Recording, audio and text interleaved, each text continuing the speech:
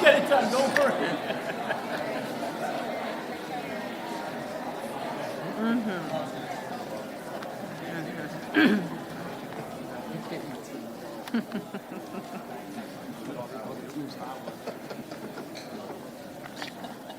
Oh.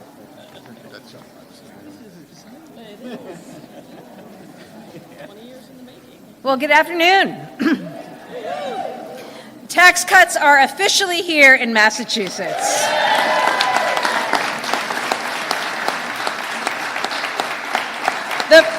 The first major tax cuts in over 20 years. It just happened today. They're here for everyone. They're going to save you money in a bunch of ways. And just to begin, I want to thank our partners in the legislature who made this happen. House Speaker Ron Mariano, Senate President Spilka, our Ways and Means chairs, Aaron Michaelwitz and Michael Rodrigues. I want to thank them and all the legislators who worked so hard to get these tax cuts over the finish line. Members of our team, the Healey Driscoll team, are here as well. And I begin by thanking our fabulous Lieutenant Governor, Kim Driscoll, a longtime champion for working families. Our Secretary of Administration and Finance, Matt Gorzkowicz, who, along with his team, has been working hard on this since we first put a proposal in February. I also want to take a moment to thank the many individuals, groups, and organizations represented in this room today who advocated for various components of this legislation. And importantly, we're advocating for the people who will now benefit from it. Advocates for children and families, for seniors, you can keep clapping, children and families, seniors, small businesses, affordable housing, economic growth, economic equity. Also, thank you to our local officials. We could not be here without you and your efforts. As I said, tax cuts are here in Massachusetts. They are here for everyone, and they are going to save you money. In fact, for all the parents and caregivers out there, I want you to know that Massachusetts now has the most generous universal child and dependent care tax credit in the entire country.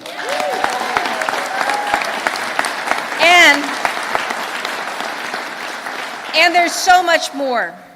When we ran for office, we said that making Massachusetts more affordable was one of our key goals, and we have been driving that every day, thinking about ways we could lower costs for families, for seniors, for everyone here in the state. That's because high costs put pressure and stress not only on people today, but also on our dreams for tomorrow. Working parents cut their hours to save on childcare. Recent college grads look outside of Massachusetts for other opportunities. Seniors struggle to stay in their homes. Renters can't save enough for a down payment. Small business owners and farmers can't expand. Everyone feels the pinch, and our future starts to shrink. We're in a state whose future depends on the big dreams of our people. It's always been that way in Massachusetts. And as I said at our inauguration, people can't realize their dreams until the nightmare of high costs ends. Since that day, we've been attacking high costs from every angle. Our budget made school meals permanently free for our students to take that stress off families. We expanded access to affordable childcare and preschool. We made community college free for all students 25 years and older through Mass Reconnect. We have new housing investments that will reduce rents and increase home ownership, with more of that to come in the next few weeks. Look, these are all important steps, and we're going to keep building on them. But the one thing that we know, the most direct thing that government can do, is to show that we get it, to show that we get it. And how do you show you get it? By actually putting money back in people's pockets, to take some of that pain away, to cut taxes, and to deliver. And that's why we can say today, Massachusetts tax cuts are here, and everyone is going to benefit from them. We're cutting taxes and saving money for all families with children or adult dependents. The Child and Dependent Tax Credit will grow from $180 to $310 this year and $440 next year per dependent. And we're eliminating the two-child cap. That's putting hundreds of dollars back in the pockets of families across this state. A family with 3 children could see their payment grow by nearly $1,000, real money. We're cutting taxes and saving money for seniors, doubling your senior circuit tax credit from $1,200 to $2,400 for our seniors. That's $1,200 more back in the pockets of our seniors. We're cutting taxes and making housing more affordable. We're increasing the cap on rental deduction for all renters. We're dramatically expanding both the HDIP, Housing Development Incentive Program for gateway cities, and the Low-Income Housing Tax Credit Program for the entire state. That's also going to create thousands of affordable homes. We're also cutting taxes and saving money for commuters by making public transit, regional transit authorities, and bicycle expenses deductible. We're cutting taxes and saving money for small, medium, and large businesses so they can compete better, hire more workers, and invest more in our state, and so much more. Today's tax cuts will make Massachusetts more affordable. They will also make our state more competitive, keeping more wealth here, stimulating our economy, attracting more investment. They'll make our state more equitable by expanding the Earned Income Tax Credit, affordable housing incentives, and much more. The bottom line is this: if you live in Massachusetts, these tax cuts are for you. They are going to help you save money.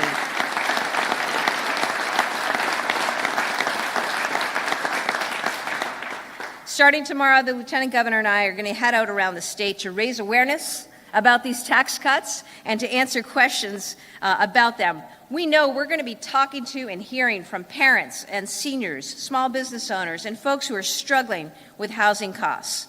We want to go to the people. We want to go to the people who have told us about the high costs and the pain points that they're experiencing, and we want to show them what government is doing for them.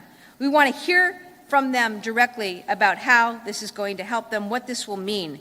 And we want to hear because we want to hear more. We want to know what else we can do to help people in this state right now who are struggling with high costs, who are struggling with affordability. I have said from the beginning that Massachusetts is the greatest state in the country, and it is. We have so much going for us. But we also have known for a while, and I said since the time I ran, that we needed to do something to make our state more affordable, more competitive, more equitable. And thanks to all the partners in this room, today we delivered for Massachusetts. Thank you so much to all who helped make this happen.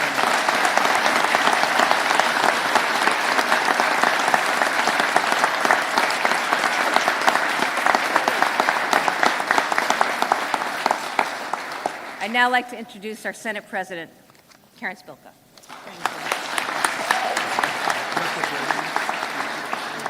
Thank you, Governor. Great words. It's wonderful to hear them. This truly is, it's a historic day in a historic room, in a historic building, and it's a pleasure to be here with all of you to celebrate this bill and this historic tax relief bill. Many of you know it took a while to get here, but the bills were the issues are complex. It's thick. Tax law is not easy to work through. Many of you know that.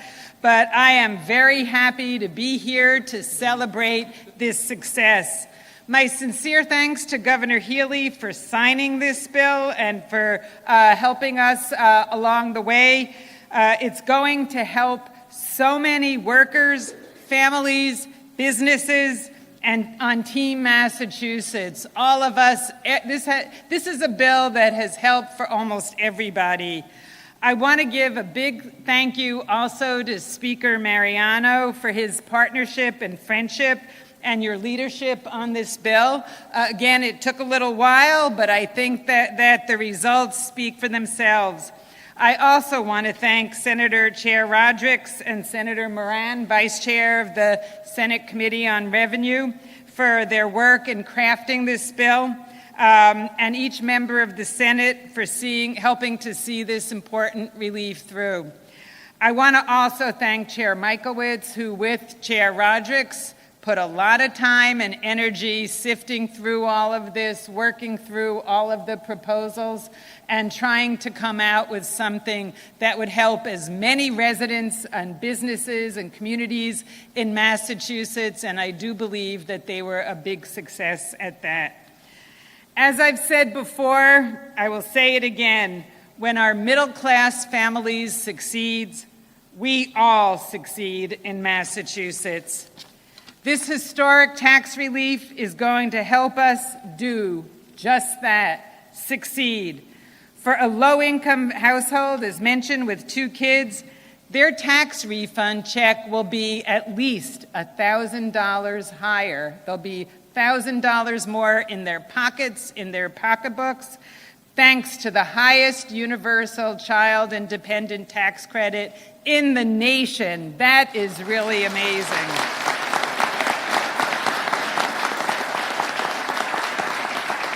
And for seniors, we all know seniors who are struggling. When I go around our communities, they celebrate the senior circuit breaker. We increased the senior circuit breaker. We doubled it from $1,200 to $2,400 to help seniors stay in their homes, which so many of them want to do. This will make a big difference for them. And this is on top of our investments that our budget has made for working families, reducing tuition for our immigrant students, making community college free for those over 25 and for those who are aspiring to be nurses in our state. We need nurses desperately. And for the universal school meal, we make that free, affording $1,200 per family per student. As mentioned, if you have more than 1 student, that also mounts up. That combined with the child and dependent tax credit, with earned income tax credit, rental assistance, and other things, this will be a noticeable amount that people will feel back in their pockets and back in their pocketbooks. So this is real money to help people. The bill will also, everywhere every one of us here goes, we hear about the needs for more housing. Anywhere in the state, every zip code, every corner, we need more and a variety of housing. This bill will help ease the housing crunch, the housing crisis.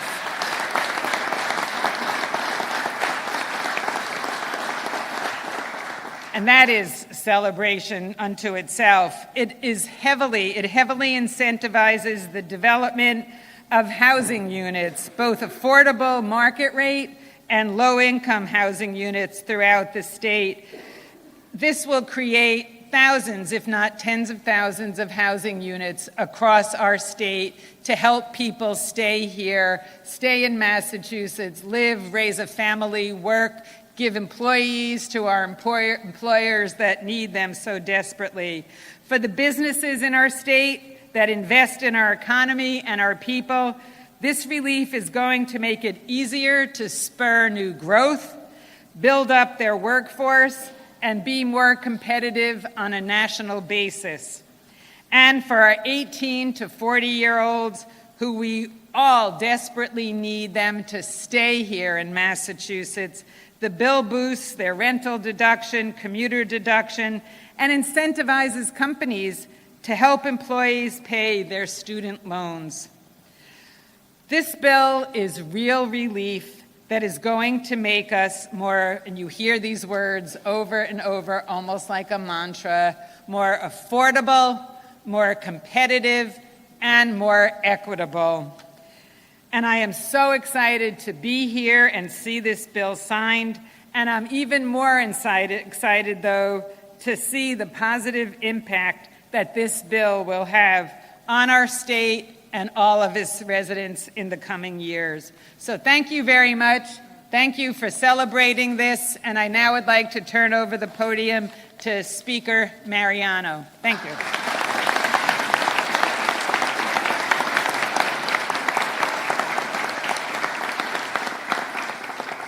Thank you. I'm really happy to be here on a beautiful day, and I'm really happy to see so many people showing up. It highlights the importance of this piece of legislation that was signed today. And you folks are really lucky today because I had an 8-page speech I was going to go through, but I sat on my glasses and broke them. So right now you're going to get me ad-libbing, which is kind of a scary thought. That's right. Yeah, that's it most of the time. Now, listen, I want to begin by thanking the governor. The governor has kept our feet to the fire.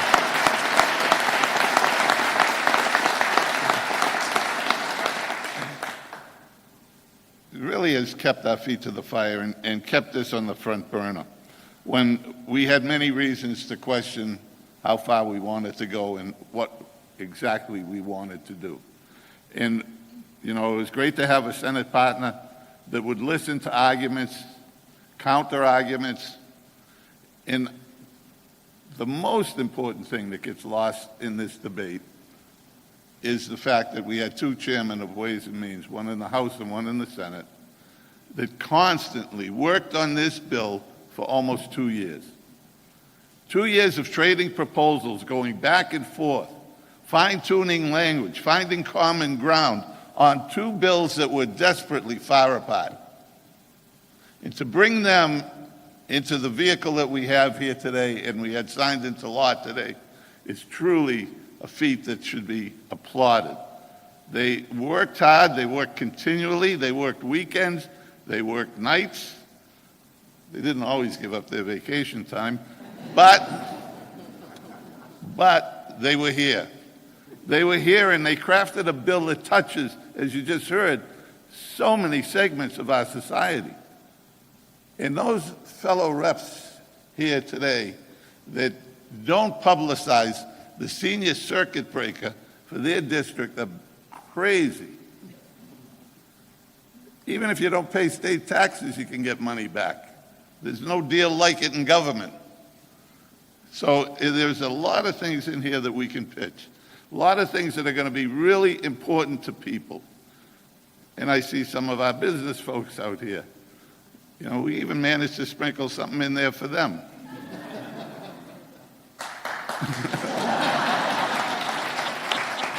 You're a little slow on the uptake, but anyway, no, it is truly a momentous occasion. As the governor said, it's 20 years, or the Senate President said, it's been 20 years since we did anything of this magnitude. And the last time, 20 years ago, it was the voters that made us do it. So this is driven by you folks in the audience, the folks that make the case for different segments of our society that need help, the folks that we want to help, the folks that we were elected to help. So this bill truly reaches out to all those segments of our society in Massachusetts, and I am extremely proud of this. Took us a little while to get here. We had a couple of bumps in the road called 62F and some things that backed us off a little bit. But we did it. We did it because the governor kept pressing. And now we're here today signing it, and everyone's got a smile on their face, and it's a beautiful day. So with that, thank you. And I guess...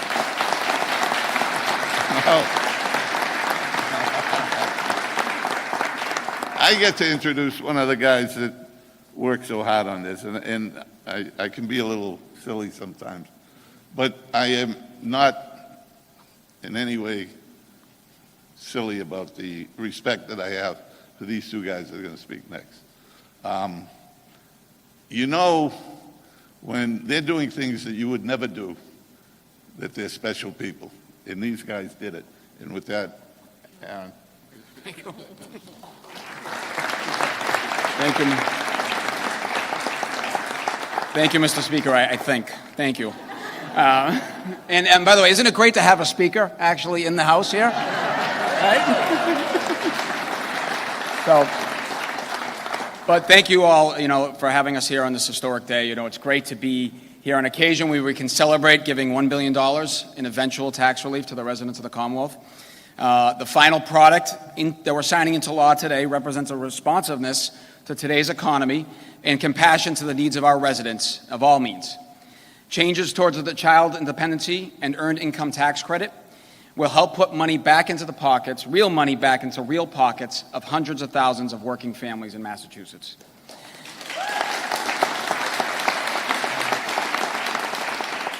Moving towards a single sales system and adjustments to the short-term capital gains, as well as our estate tax, will work to make the Commonwealth a more competitive working environment for all. Thank you. And including HDIP and low-income housing tax credits will expand will expand the construction of housing across the state, something that we all recognize is sorely needed badly. Overall, this is a well-rounded tax proposal that will offer assistance to nearly every resident of the Commonwealth in one form or another. And it was accomplished by a collaborative spirit between the two branches and this administration. There are priorities of the House members all over this bill. There are priorities of Senate members all over this bill. And there are priorities of the governor all over this bill. There are also many bipartisan priorities all over this bill. This bill that the governor just signed is not only well-rounded from a policy standpoint, it is also well-rounded from a political standpoint as well. Today's collaboration offers a stark contrast into what's happening over in Washington right now, and is something we should all be very proud of to be able to get something done today.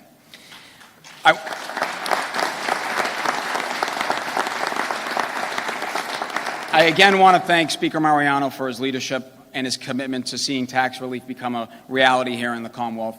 We are truly lucky in the House to have someone who understands the statewide impacts that this legislation will have, but also doesn't lose sight on the individual rep districts and what every member is going to see in terms of benefits in their own communities. I want to thank my fellow House conferees, the Revenue Chair Committee, Mark Cusack, and Representative Soder, and all my colleagues in the House, and the House Ways and Means staff in particular, for all their hard work and determination in getting this over the goal line. I want to thank the Senate President and my counterpart, Senator Rodrick, for their willingness to compromise and meet us in the middle and work together to see this process through. And I especially want to thank the Governor, Governor Healey, and her administration, particularly the Secretary, for giving new life to this tax relief conversation this year and for championing such a worthy cause. I congratulate the Governor on accomplishing one of her top priorities when she first got into office, we're just going to hit the ground running on the next one as well. Now, it's my honor to introduce Senator Rodrick, and I just want to say, me and Senator Rodrick have done 5 budgets together now. We've negotiated bills through a pandemic, and we can add now a tax relief bill to our bucket list. I always appreciate his willingness to keep trying, even when we hit some roadblocks, even when those roadblocks are the $3 billion variety. He doesn't give up trying, and I really, truly appreciate his partnership. Senator Rodrick. Thank you. Thank you. Thank you, Mr. Chairman.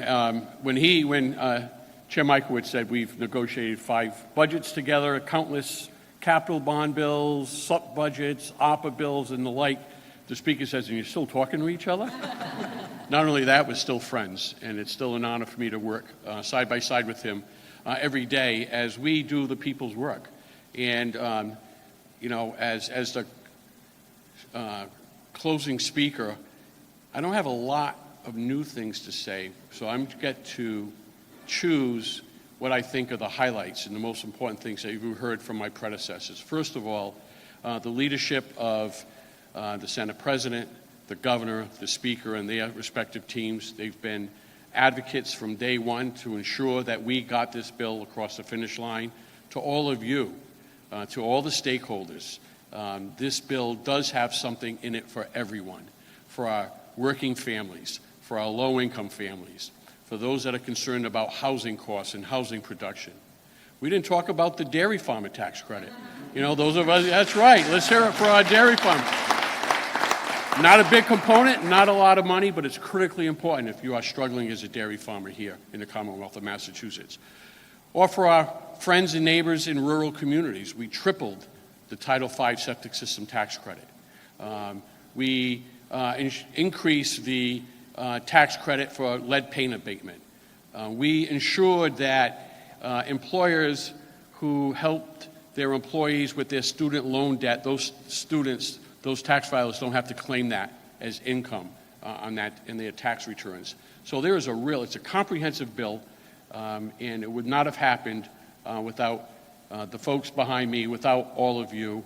I also need to give a shout out to my good friend, my minority leader, Bruce Tarr, for constantly badgering me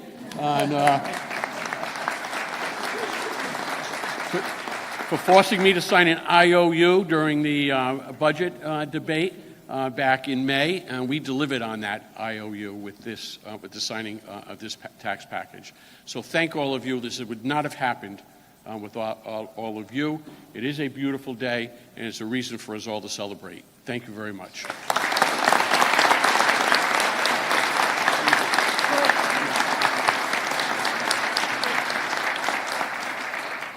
Wow, great day here in the Commonwealth. I think we're happy to take some questions on topic.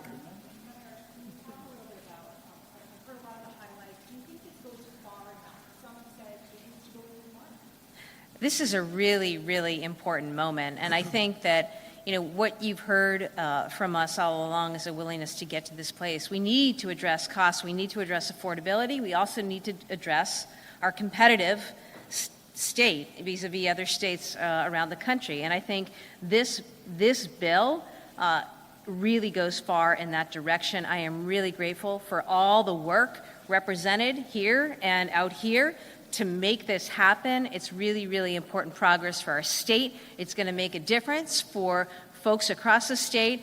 It'll make a difference for the business environment, and it's a really, really great day for Massachusetts. No, Massachusetts, look, you do the analysis and you do the work. You see where Massachusetts sits. We're in a really good place. There's always more things to look at, more things to do, but there's a tremendous value proposition in our state. When you look at our education system, when you look at our workforce, when you look at our ecosystem and what we have with research and our colleges and universities and our fantastic healthcare.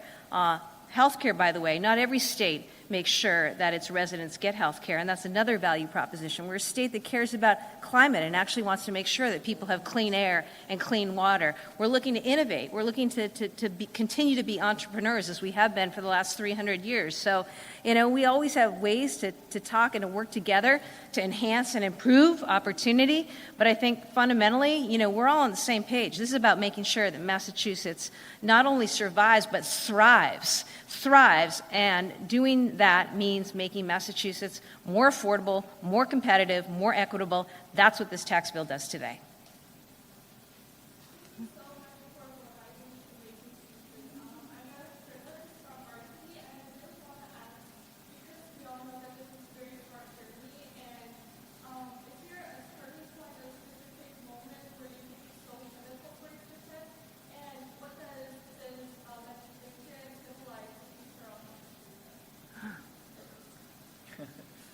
We have a wealth of experience represented here. I don't know what the question was. Was there a turning point? What to have this bill happen? A turning point? I think honestly, It's like the fifth quarter, okay? It's like Right. the fifth quarter. We're going to go unwind. right. You want? That We- made sense to you. Yeah, it did. We did hit pause. We began this process, and then we were surprised by the governor telling us we owed another $3 billion. Former governor. Former governor. I'm sorry. I was surprised too. I'm sorry. Yeah, I'm sorry, man. I'm sorry. The former governor dropped a little bomb on us. And at the same time, we were getting some readings out of the financial folks that the potential for a recession was on the horizon. So we, using a bit of discretion, sort of slowed the process down and pulled back a little bit. With the change of the election, a new governor, having paid the $3 billion we owed, we decided that the tax levies had been fairly stable, so we could take another look at this. And we would do some things, and the House took a little bit of a different approach. We phased some of these tax cuts in, as opposed to the Senate, which put them all in at once. We wanted to be a little bit surer on our tax receipts. So turned out to be all right, and we were able to go forward. So there was a turning point, but there was a few small turning points along the way. There wasn't one gotcha moment like we're going to get this done. So I just want to add that I know many of you doubted us, but but I never had a doubt that we would get this done eventually. I did believe, and I knew, and in speaking to the Speaker and the chairs and others, we all recognized, and then when the newer governor came in, we recognized that the time was right, that we needed to get this done for the people of Massachusetts. But it was very complicated, and that doesn't mean to be an excuse, but it took a while. And as noted, the two chairs and the teams just really hashed it out, stuck with it, and took the time that was needed to help make it happen. thank you. Thank you. I think that's Any more on topic? I'll come right to you. No, I'll come right back to you. Yep.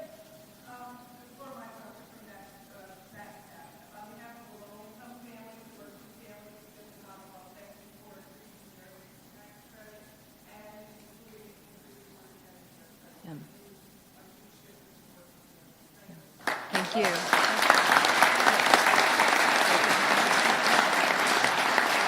Great. Okay, yep. We'll go here first and then back. Okay, then he wins.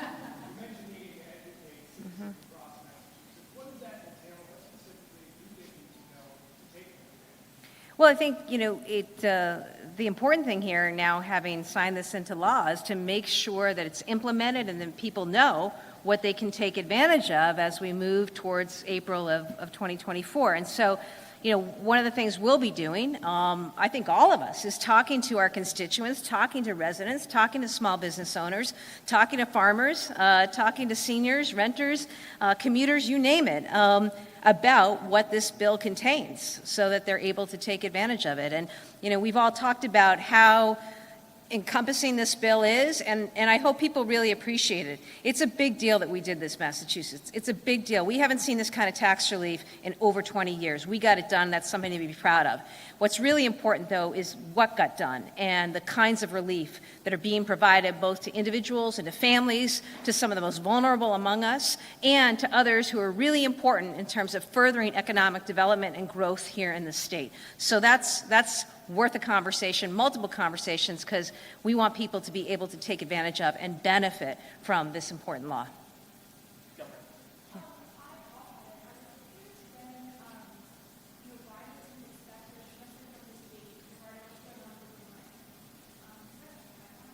Well, I'll tell you, the situation with the Green Line extension, I talked about this before, is incredibly frustrating. It appears that, well, I'm not going to speculate right now. I will tell you, as I told you last week, that I have directed GMA to get to the bottom of what happened in terms of actual work and the contracts. We are on that. We're importantly on right now, making any needed repairs as quickly as possible so that we can get those trains moving as quickly as possible. But we'll be back with more on that. Army-Navy game, hotel seemingly filled up with emergency shelter, people needing emergency shelter. What do you think the situation is going to be? Well, I read about that, and let me say at the outset, I'm very distressed to learn that any veteran may have been moved from a hotel who had booked a hotel for that game. As I understand it, those were decisions made by area hotels. I have directed my Secretary of Veteran Services, John Santiago, to reach out to anyone affected. I do understand that those hotels are working with people who had bookings to find other locations that are in fact available. But I was very concerned and troubled to hear that any veteran may have had their rooms canceled.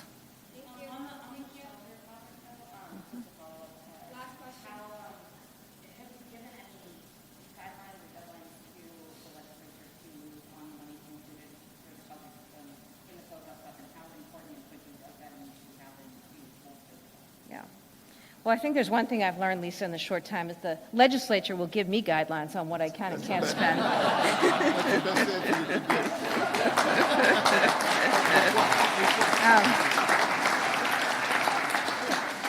Look, serious situation. I've talked about it before. We need two things from the Biden administration. We need federal funding, and we need expedited work authorizations. There is unanimity in terms of the opinion on that. We are going to continue to press for that. And of course, as always, we stay in dialogue with our partners in the legislature about anything that has an impact on the fisc. Again, congratulations to all in the room, and grateful to the support of the legislature for making this happen. This is a great day for Massachusetts.